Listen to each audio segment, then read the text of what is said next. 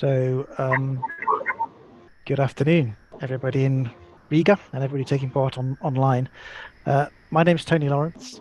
I'm a researcher at the International Centre for Defence and Security in Tallinn, and we're very pleased to be able to take part in this LIA's Baltic Nordic Conversations event this year with this online conversation on the EU's military power. I'm just going to say a very few brief words at the top. Of course, any discussion about European security and defence at the moment is dominated by Russia's war in Ukraine. As a result of which European defence spending has increased, in some cases quite dramatically. European states have provided substantial quantities of weapons and equipment to support Ukraine's war efforts.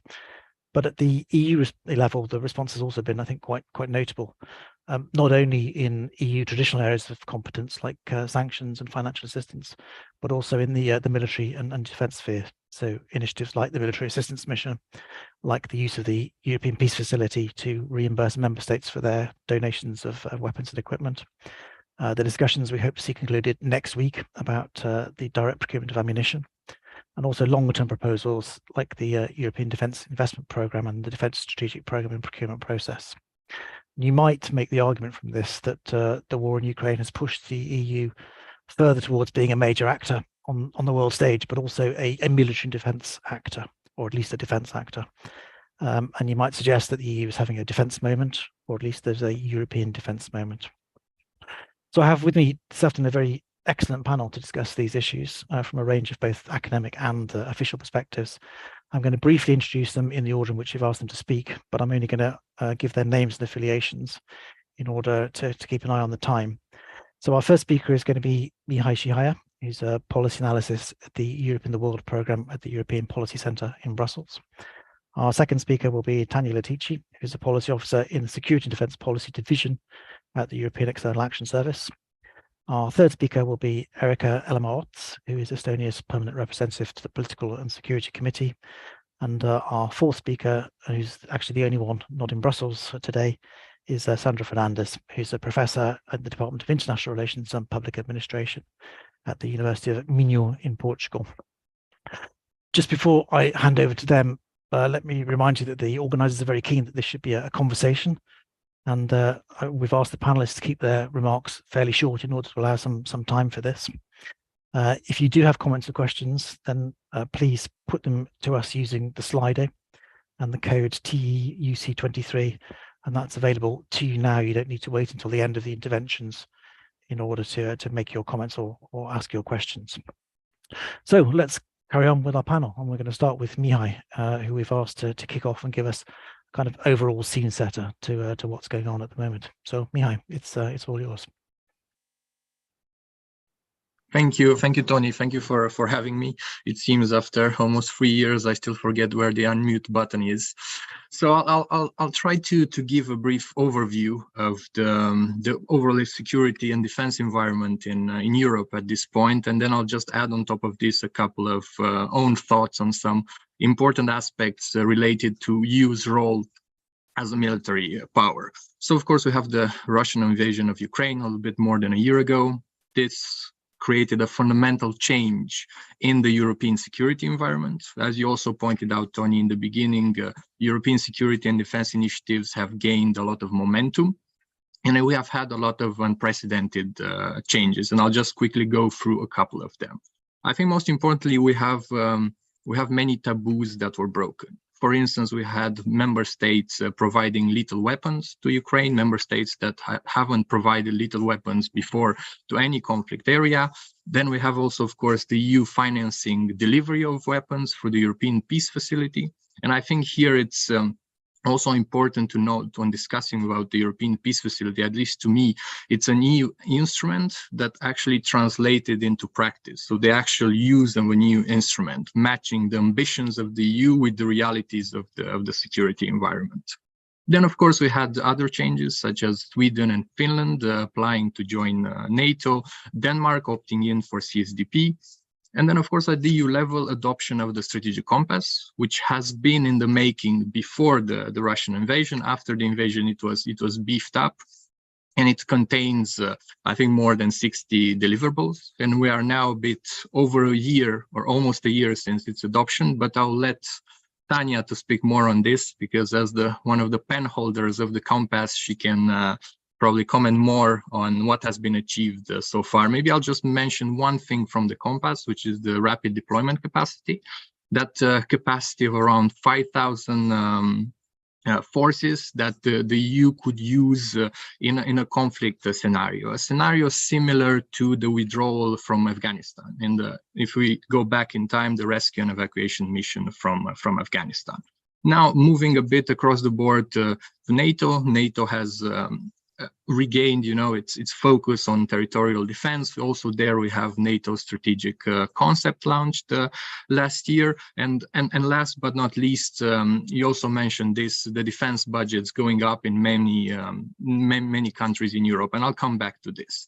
So we have this picture of advancements in EU security and defense, but I think it's important to keep in mind that not everything is all rainbows and unicorns. There are still many issues that we should focus on. And maybe one of them, actually there are three things here. First would be that, of course, a lot has been achieved in the past year, but we shouldn't be self-congratulatory. I mean, we had a good start, but there are still many other things to implement. So this is a marathon, it's not a sprint. So we should see the strategic compass and all these developments stemming from the strategic compass as a stepping stone.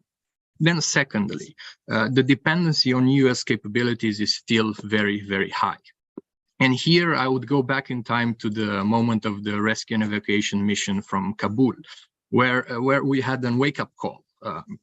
A mission like that wouldn't have been possible without US capabilities. And then, of course, the Russian invasion, and I would say that this dependency on US capabilities has increased.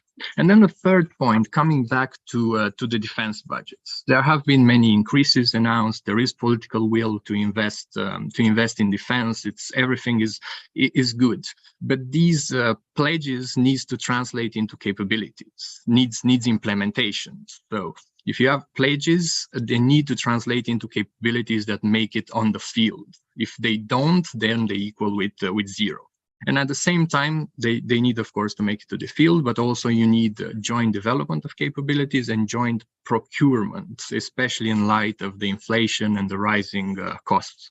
And I think here we can also see the case of Germany, which announced an 100 billion infusion into defense and an increase in defense budgets. But 1 year after, not much has happened. And I mean, of course, we can talk more about this in the Q&A. Now, I would like to add 2 points related to the name of the panel, which is the EU as a potential military actor.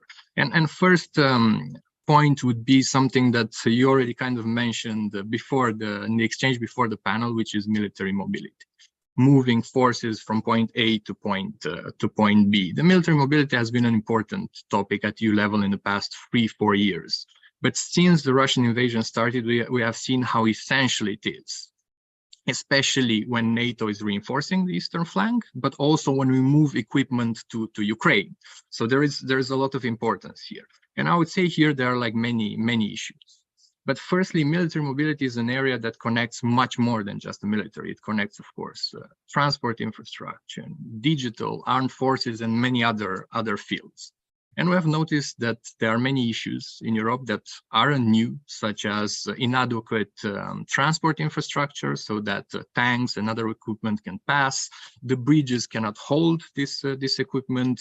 Then, of course, there are procedural barriers in crossing borders with the military forces. And of course, there's also the protection of this infrastructure in case of cyber attacks or even through conventional attacks. So I would say that at the EU level, there is a strong focus on this. The EU has recently launched the Action Plan 2.0 military mobility, and there are 3 or 4 priorities here. One is to upgrade the dual-use transport infrastructure. Second is to remove procedural barriers for crossing borders. Then there is the protection of critical infrastructure. And then the last thing is funding and the need for more funding. And I will make also a last point, which is more connecting to the EU's activities in the world. And this is This is the area of maritime security, or better said, the EU as a maritime security actor. Well, this maritime area has been increasing in importance in the past years from a security, trade points of view. And the EU has reacted quite well. We have CSDP missions in maritime security. We have the coordinated maritime presence in Gulf of Guinea and in the northwestern Indian Ocean. There is naval cooperation, especially with the states in Indo-Pacific. There is also the Maritime Awareness Mission, EMASOH, in the Persian Gulf, which is not a EU mission, is rather a mission of some member states that has been embraced by the Council. And on top of this, I think last week or 2 weeks ago, the EU has launched the updated maritime security strategy. And here I would say that taking into account all these things that the EU has done in maritime security, I would say that here it's a good example where the EU has partly achieved some so-called strategic autonomy in defense in this area of maritime security. And I'll stop here and then I'll come back to some other issues in the Q&A. Thank you. Thank you, Mihai, for that excellent introduction. One of the things we might perhaps pick up later is this balance between the EU as an actor in its own right and also as an enabler in terms of what you were talking about, military mobility, so an enabler of operations of other people. So Tania, can we turn to you now? So from the Action Service, but also I know you have a background in the Parliamentary Research Service as well. Perhaps you can give us a take from the institutions. What are you all thinking over there? Absolutely. Thank you so much. It's really, really a pleasure to be in such an inspiring panel. And thank you, Mihai, for kicking us off so comprehensively.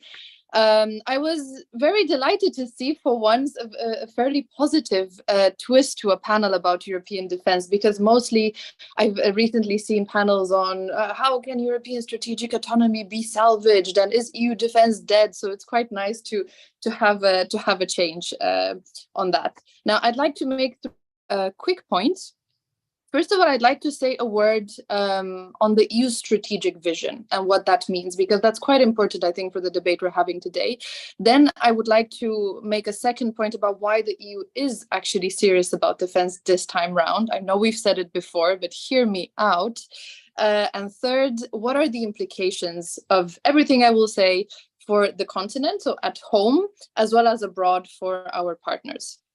So when it comes to the strategic vision for the EU, I think Mihai also mentioned it. In a few days, we'll celebrate the first anniversary of the strategic compass. We'll have a big birthday party together with the EU's closest partners. We just talked about it before. 52 partners in security and defense will attend the Schuman Forum. Do check it out.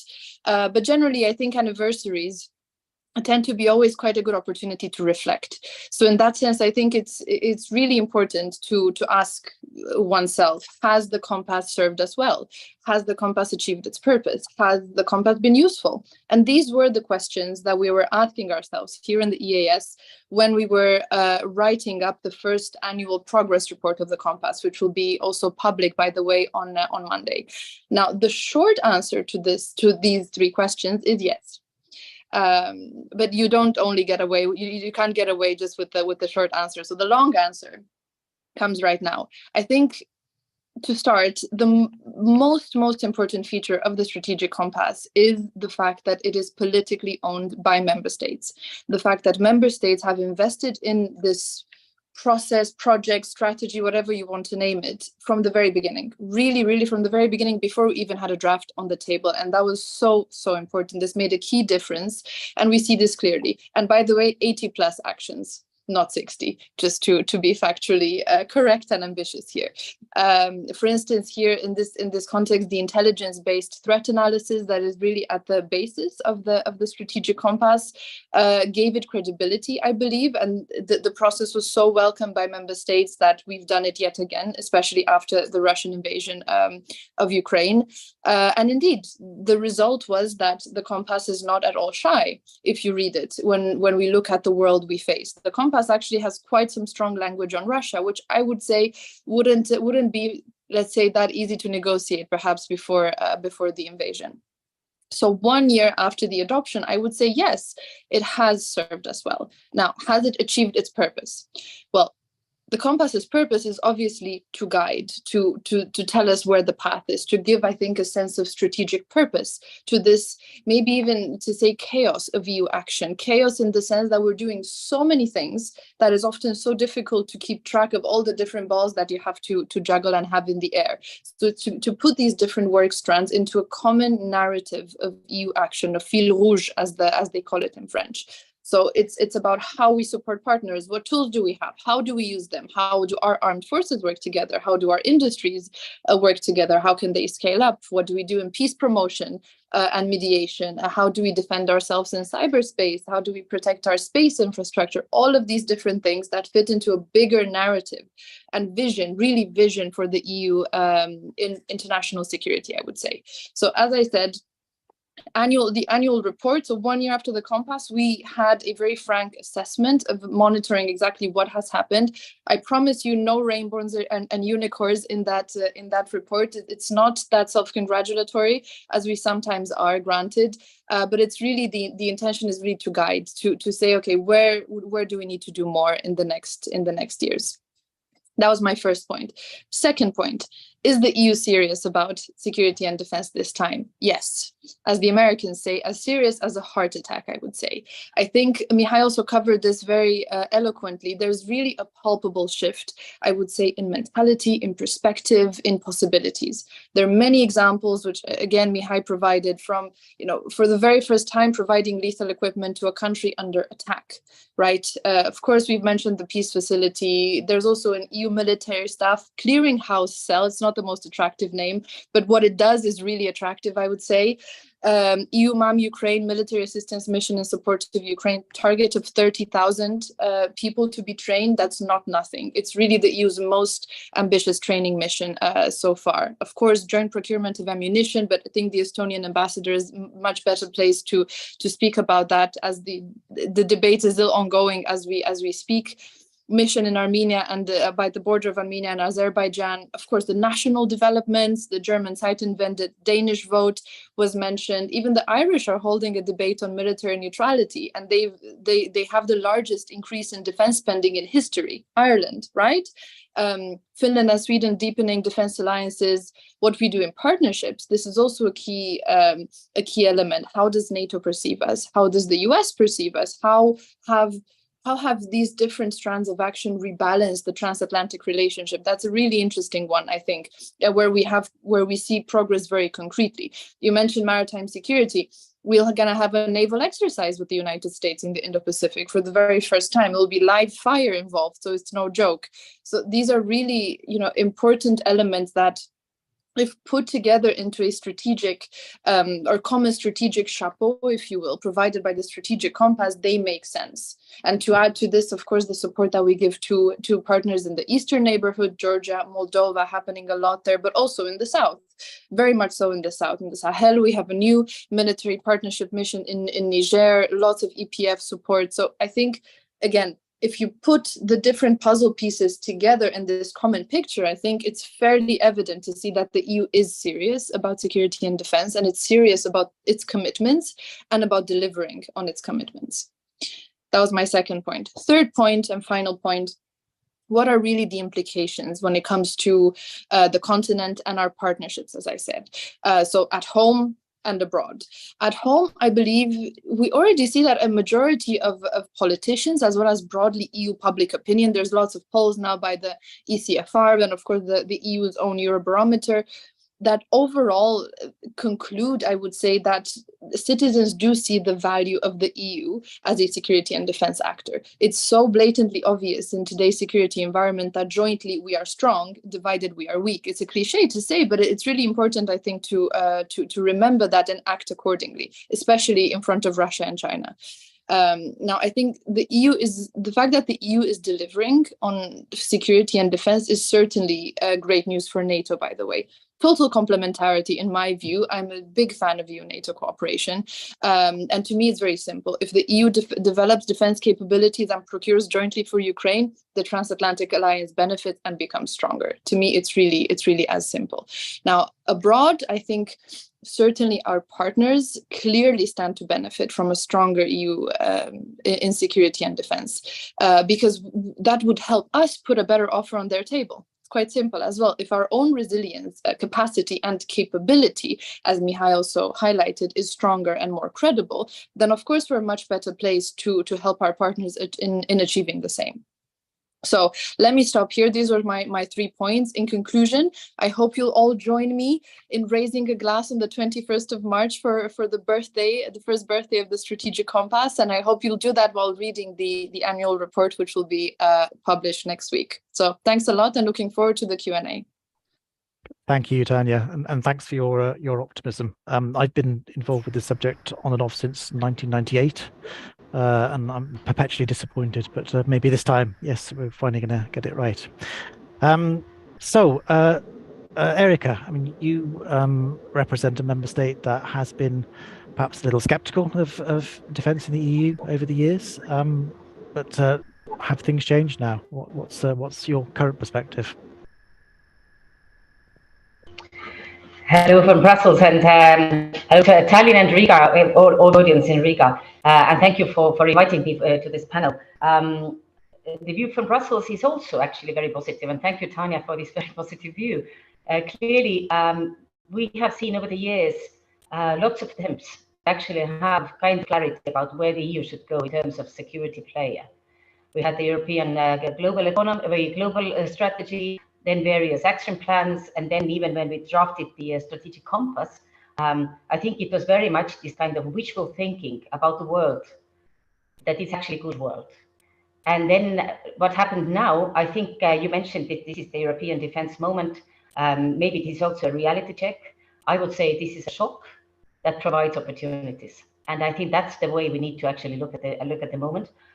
Clearly, you mentioned that Estonia over the years has been kind of skeptical about I mean, we engaged very much in the strategic autonomy debates, but from the angle that we don't want to be EU going separately from NATO and all of that. And I think it's very positive. I think we are totally beyond that point.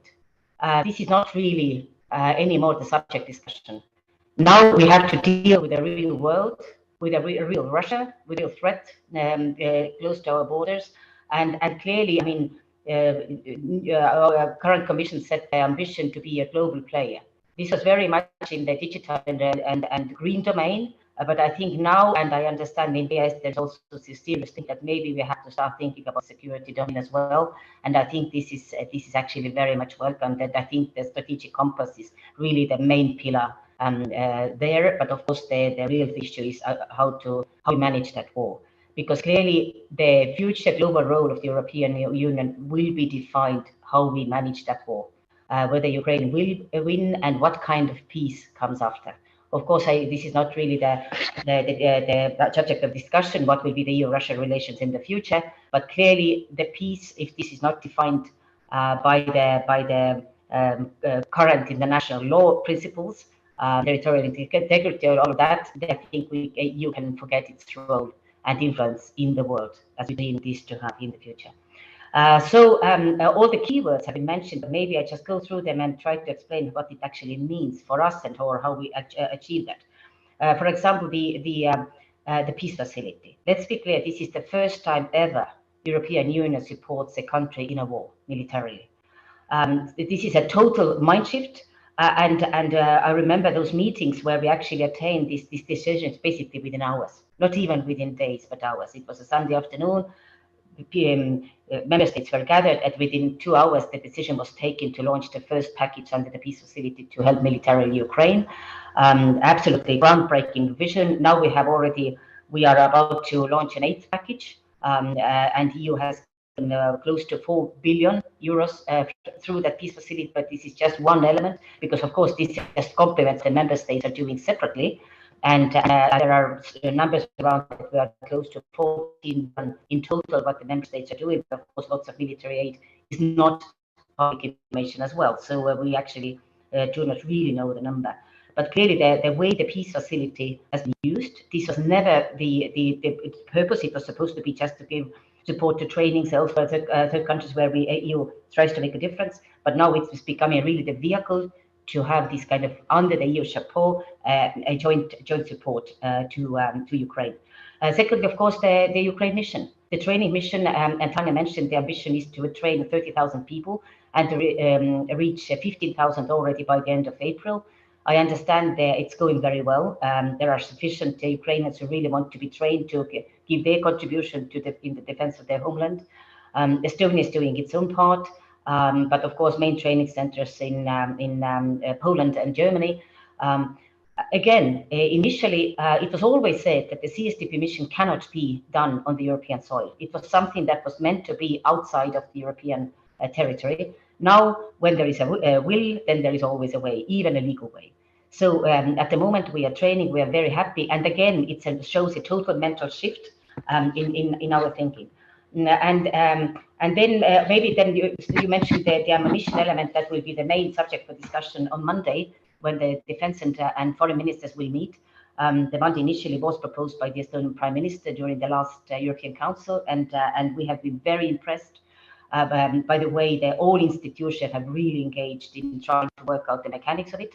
But the main purpose is that I think one of the lessons learned is that we have, over the years, because of the decline in the defense spending, there is a real strategic problem in the defense industry, in the production, the stocks. Again, the availability of actual with the existing capabilities is a national state secret in all of those countries. But clearly, I think the war has provided a real reason to look into the stocks, look at capabilities where they need to be renewed, and of course now we see that the war has become really the motivation to actually go through the existing stocks and see what can be done in the future. And clearly, we understand that the problem is not going to go away even if the war will end. We have to be ready to think in decades to come.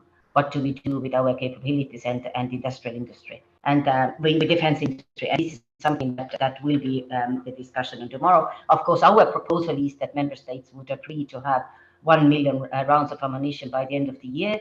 Whether we will have that agreement remains to be seen. But of course, all eyes are next Friday on the European Council, where the decisions will be taken. But we are very grateful that the institutions are really, and then all member states are actively engaging in these discussions. So the main lessons learned, what we have, a joint understanding of threats. When we drafted initially the strategic compass, we saw Russia as a troublesome but still important economic partner, which was shifted. Within a few weeks after the war, we managed to actually define Russia as the possibly and the biggest threat for Europe for the decades to come. Capabilities, I already said, clearly, totally renewed understanding of the need to have capabilities and the need to produce them and to provide support to the others. Defense budget. Somebody mentioned that, of course, the key speech was by the Chancellor Scholz right after the start of the war. And lots of countries are increasing their defense budgets. Estonia is at the moment currently negotiating to have a new coalition. There is almost common consensus that we'll go for the 3%. But I think the real serious question has to be asked, what are we going to do in the review of the FF, the general financial budget, and see when we are going to start the discussion of the new next year. And there, of course, EU, but you cannot defense, but the security more widely. I think that we have some serious concerns how to be good at the moment. EU is financing security basically 1% of its budgets, and I think this is in the current context clearly not enough.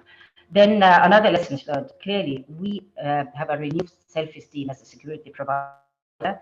That we are seeing what are the means and mechanisms how we can actually exercise that.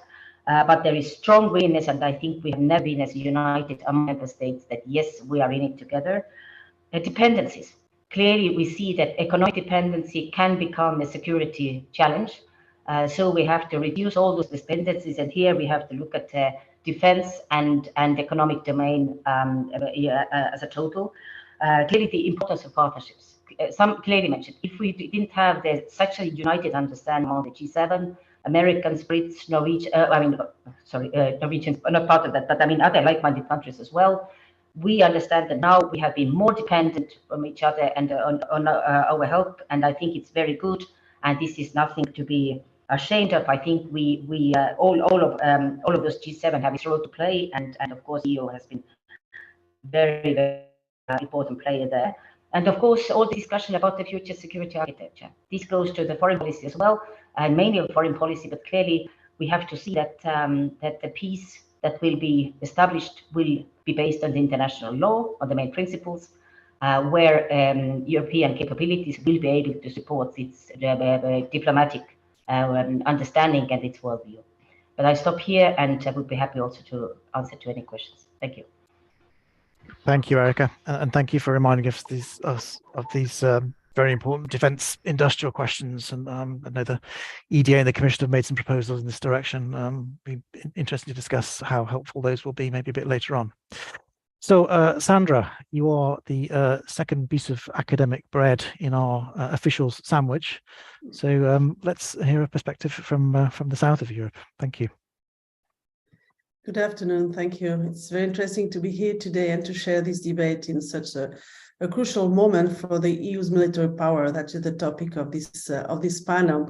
Thank you very much to the three of you who have spoken before, and it was interesting and also very complimentary. Being the last person to talk, I will probably have some overlappings here with what has been said, and I hope to be able to wrap up some questions and not repeat them. Well, as someone coming from the academia, I'm not totally from the academia. Actually, I was in Brussels a few days ago, and for obvious reasons, I visit Brussels very, very often when we deal with the EU, and in particular with the EU external dimension in this context of the war in Ukraine. But I think that the dilemmas of the past continue to condition the creation of an autonomous European defense policy with effective capabilities. And Tania has explained to us that now it's a moment to create this effectiveness and not anymore just talking about them. But I think that the EU has struggled a lot to see the emergence of these capabilities. And it has to do not only with the new threat that is now common to all, as Erika has perfectly underlined. The assessment of risk is here very key to understand where we are going to, but also the assessment of what is the relationship with our allies, which are the United States and NATO. So the building of capabilities is to be understood face to face. It's Russia, but it's also our allies, what we do also in terms of this relationship. And all the reports that have been produced at the beginning of the year to make the balance of last year, namely in terms of defense, EU defense, are really inclined to the kind of same conclusions. It's not about spending more, it's about spending better, and also about defining priorities.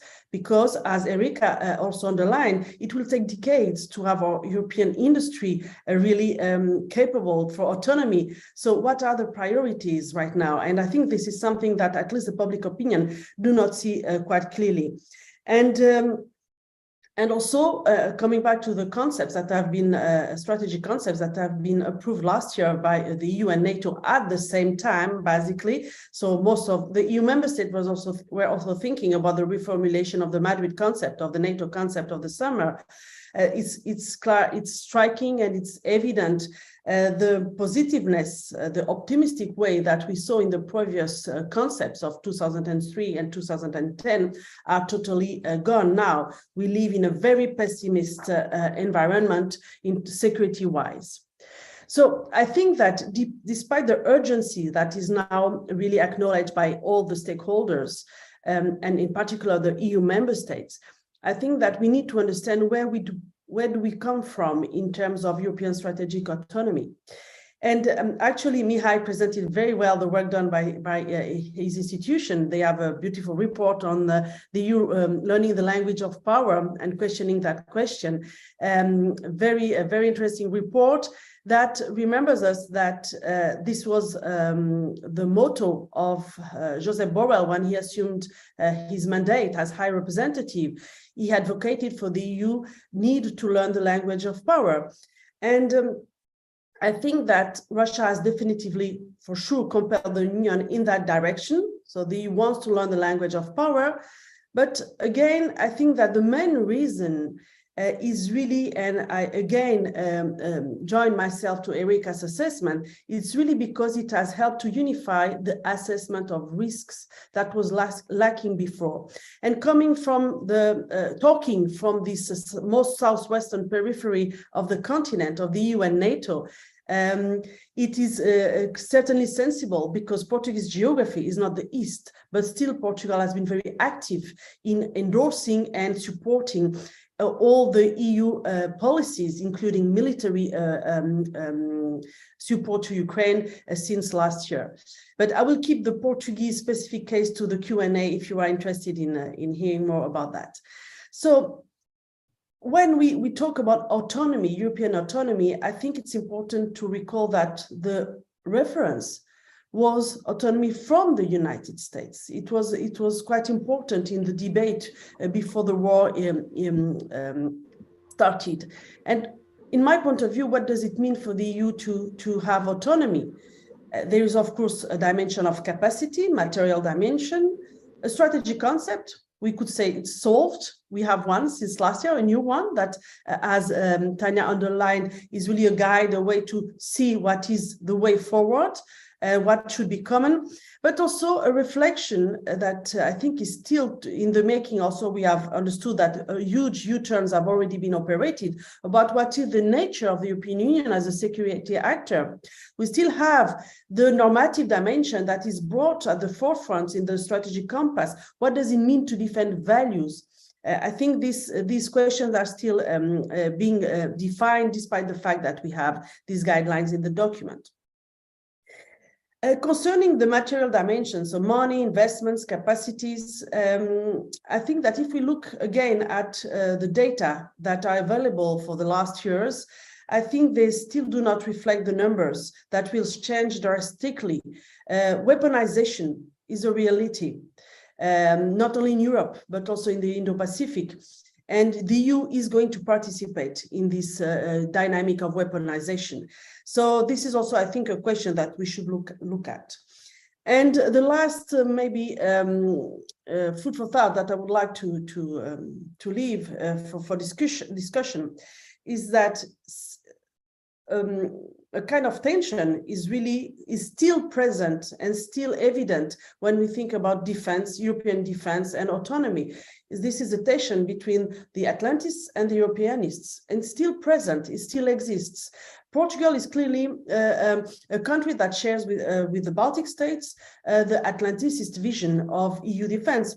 So at the bottom line, when we say when we want to pinpoint the missing points of the language of power, when we look at the EU, I think it really boils down to strengthening the European pillar of NATO. I think this is something that is evident. Although I do think, and I will bring here my personal view on the moment we are facing, that the European Union might have an opportunity to engage with a different strategic culture on human security. That is something that the European Union has been willing to do for years, and I think it would be misleading to see hard power as the only way to have a strategic culture for the EU. I think the human security dimension has been there since the inception and should be seen as a challenge, of course, but as an opportunity that is brought by the new context. So I will leave it here because I think I have used my 7 minutes, and I'm of course happy to be there for the Q&A. Thank you very much, Sandra. So by my clock, we have about 15 minutes left for Q&A.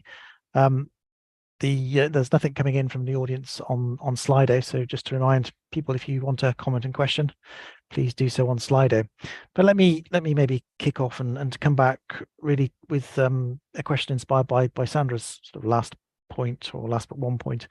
I mean, Tania, when you spoke at the beginning, you spoke about how pleased you were to see this very forward-looking, this optimistic panel, rather than the usual kind of skeptical stuff that you tend to hear about EU defence.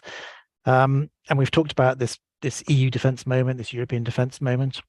But of course, transatlanticism has also seen a revival. I mean, renewed importance of collective defense that NATO has seen because of Russia's war in Ukraine, has led other commentators to suggest that we should forget all this European strategic autonomy business and really focus on building a European pillar of NATO instead. And I'd just like to take a view from all of the panel as to, you know, how would you see this balance between European pillar of NATO and EU as an actor in its own right, or an autonomous actor, if we want to use that term. And maybe we can go around in the order in which we started. So Mihai, that would be you to go first. Sure. Well, so the division of labor between NATO and the EU, right? So I think if we look back in time, I think we've come a long way. If at the end of the 90s we were talking about those 3 Ds: no duplication of NATO, non-discrimination, no diminution of NATO, I think now at the present moment we see a lot of support from NATO for EU to develop capabilities at European level that can come complementary to the ones at NATO level. But of course, this is also me, the optimist, speaking.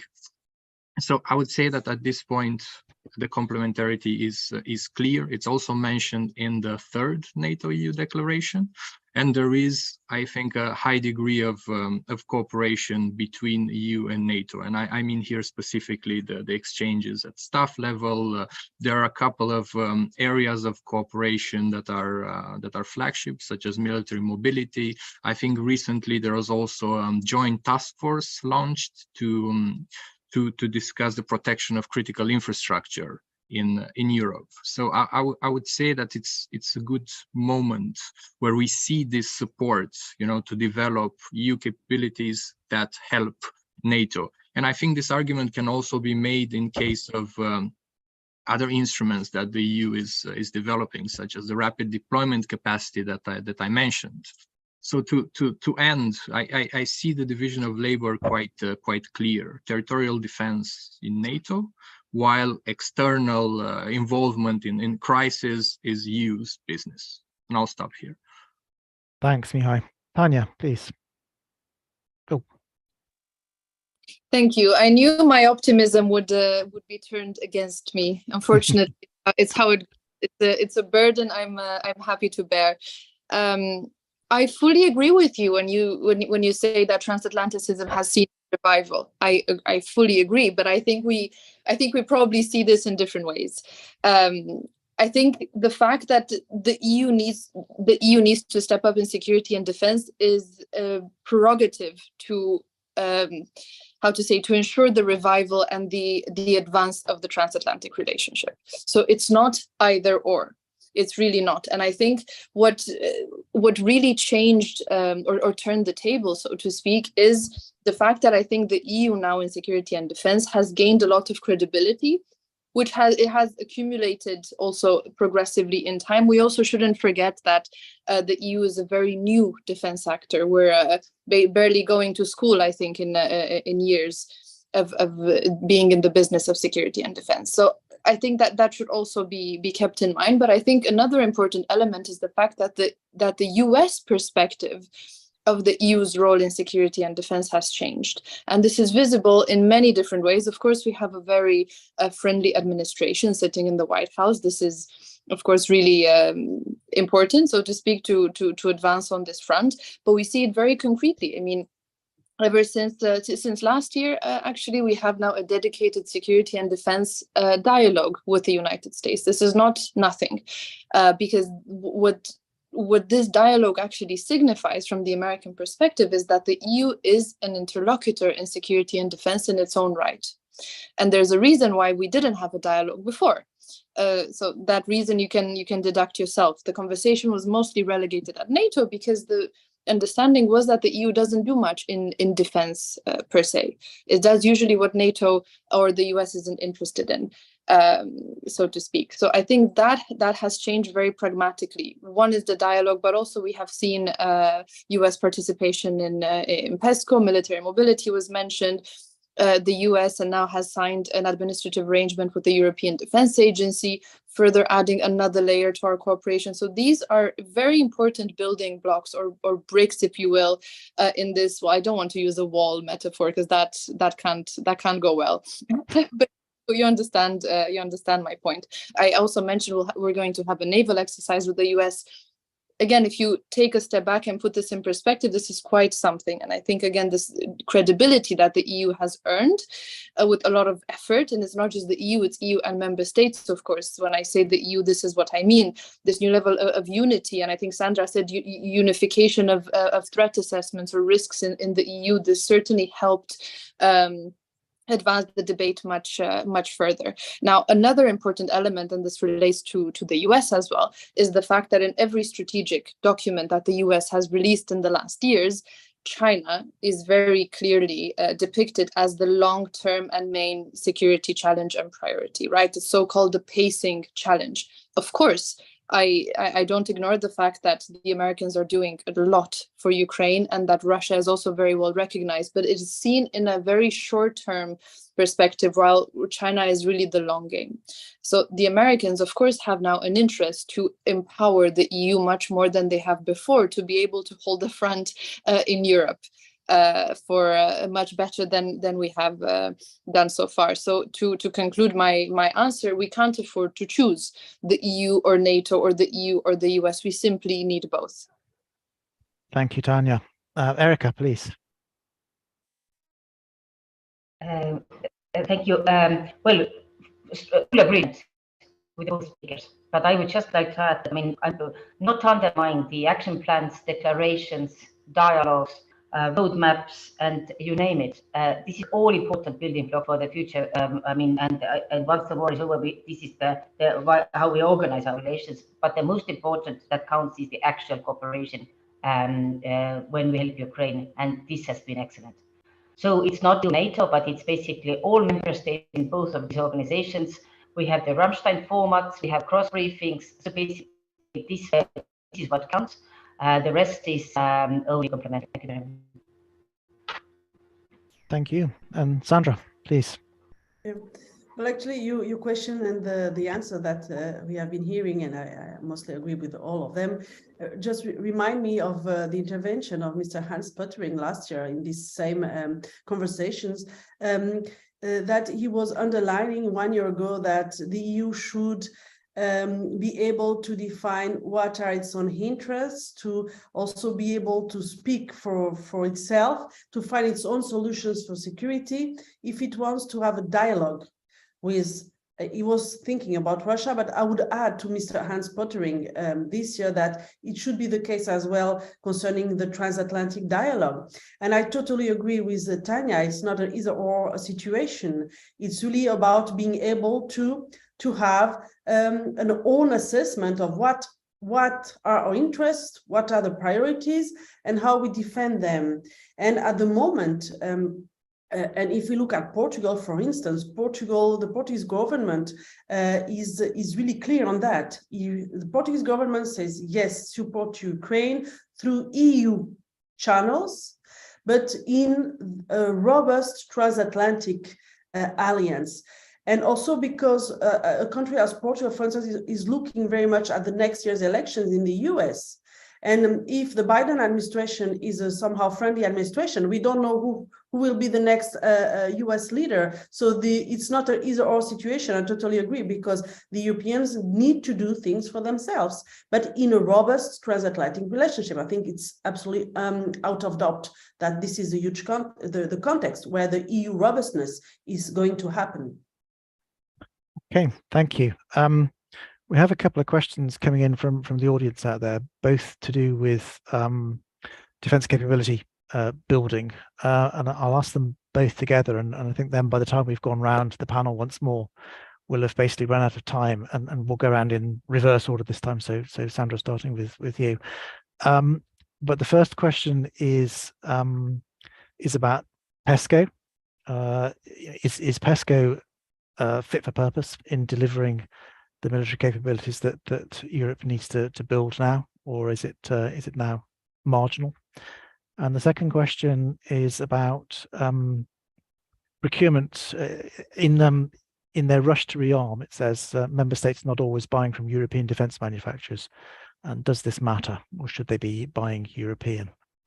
So two questions there, and say we'll go around and then finish. So Sandra, please, can you have a go at those two? Thank you very much.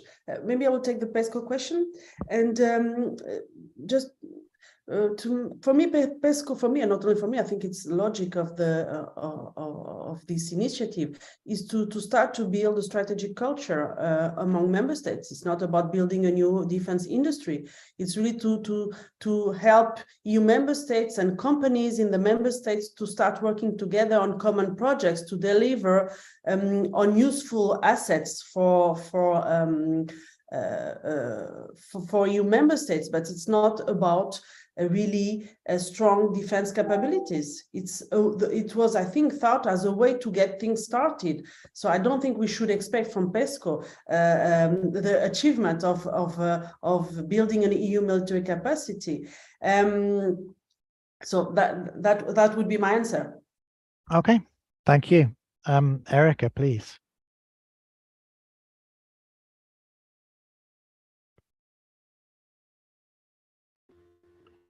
So the same. PESCO for us, I mean, most member states have one or two or PESCO projects. I think it really creates traditional possibility to cooperation on the file-based or topic-based and not the usual geographic-based logic.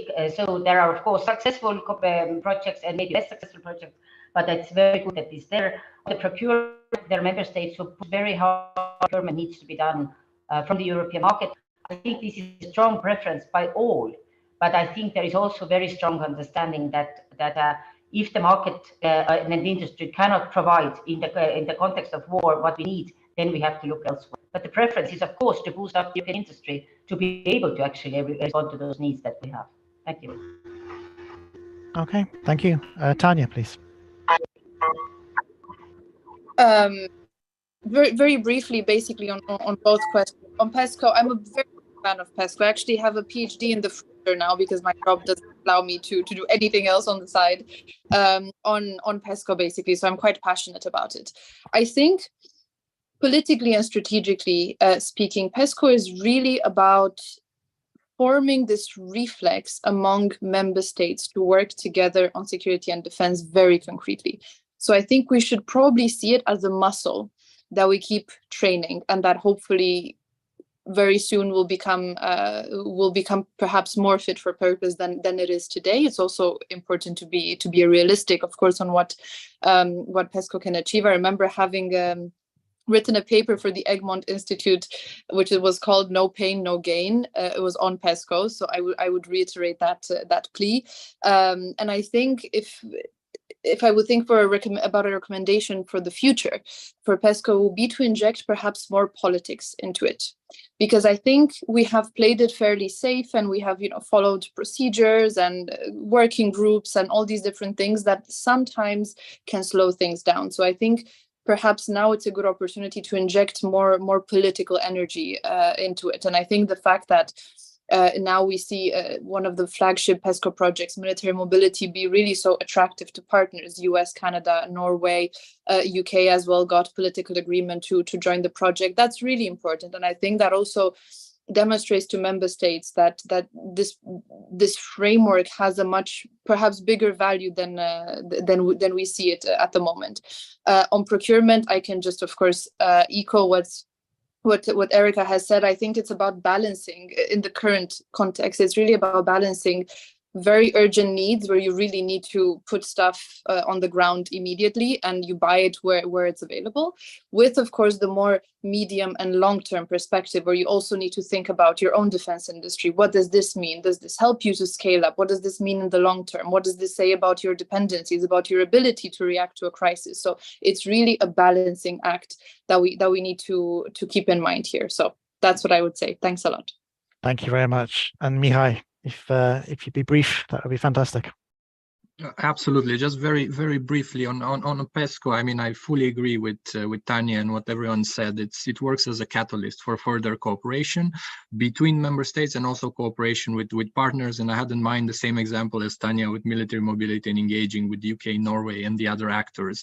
On procurement, very shortly, I think that's the key, to think short term but also long term at the same time. Think what you need now, but also think in the future what you need to do to inject money in the European defense industry. And really a last point to something that both Sandra and Tania mentioned, and thank you, Sandra, for showcasing our outlook paper and our work at EPC. I think it's important to have these reflection moments, as you, Tania, mentioned, and try to get the lessons learned as you look into the future, into the next 10, 15, 20 years.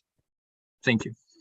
Thank you so much. I'm afraid we do need to finish here because there are other panels following. So for those who are watching the conference, there are 2 more parallel sessions to come from Vilnius and Copenhagen, dealing with the EU's role in the future of Ukraine, and the second one with migration policy. So I hope you enjoy those. The final 2 things I'd like to say, first of all, to remind you to raise a glass on the 21st of March. And secondly, to say a very big thank you to all our panelists, and wherever you're out there watching us, please give them a round of applause. Thank you.